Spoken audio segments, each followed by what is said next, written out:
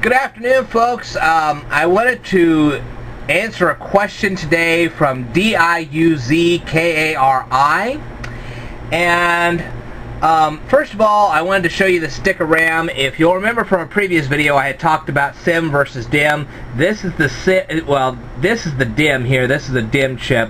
This is the DIM right here. I'm going to hold this up real close.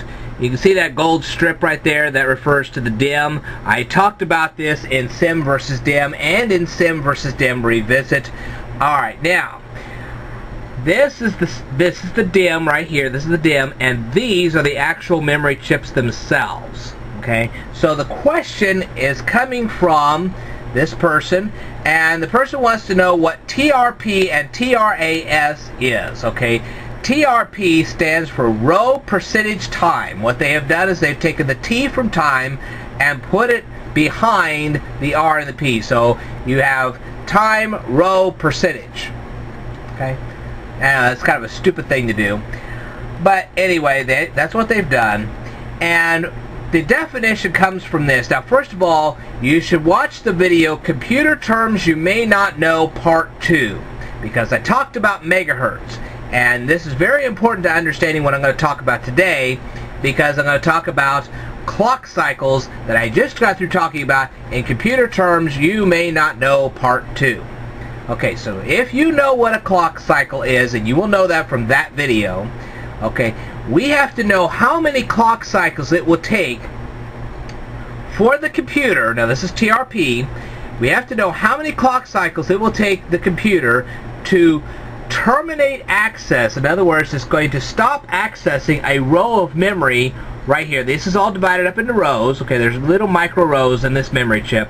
We have to know how long it takes to terminate access from that open row, and then to go to the very next row and open that up. So the time it takes to close down one row of random access memory and open up the next one is the tRP. Now, if that's tRP, what about tRAS? Now, first of all, this is an actual stick of memory. Okay. Now, tRAS,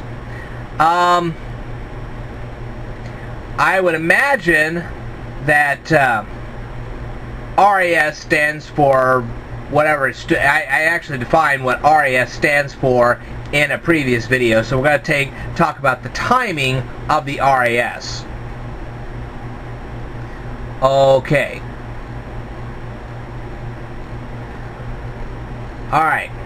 Now, this is referring to the amount of time it takes to access a certain row of data in RAM between the time that the data request is made and we actually find it.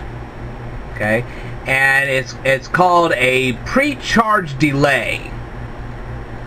Okay, so between the time that you make the data request and the time that they actually finds the actual data itself in the RAM is called the tRAS.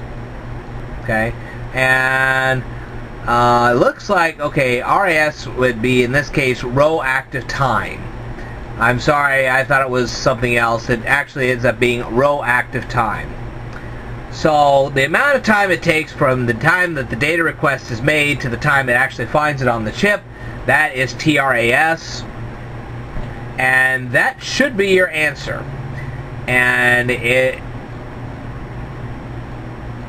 it's called a pre-charge delay. Don't ask me what pre-charge delay is. I really don't know. I don't get that involved in random access memory. I just know it works. Now, another question that was asked of me by somebody else was, well, you've got this PC 2700 and PC 3200, these wonderful little numbers on the RAM chips. What do they mean? That's 2700 referring to the megahertz on the RAM chip. Remember, RAM chips run in megahertz, unless of course you've got the real most modern computers, and then they run in gigahertz. So that is a reference to the 2700 on the megahertz, 3200 on the megahertz, and you have to make sure that bus speed matches your motherboard, because if it doesn't, it'll ruin the motherboard, or it'll ruin the RAM. It'll ruin something. Okay, now I wish I knew more about all this stuff. I really don't, but at least now you know. Hopefully that answers your question. I will tell you more in a future video, so stay tuned.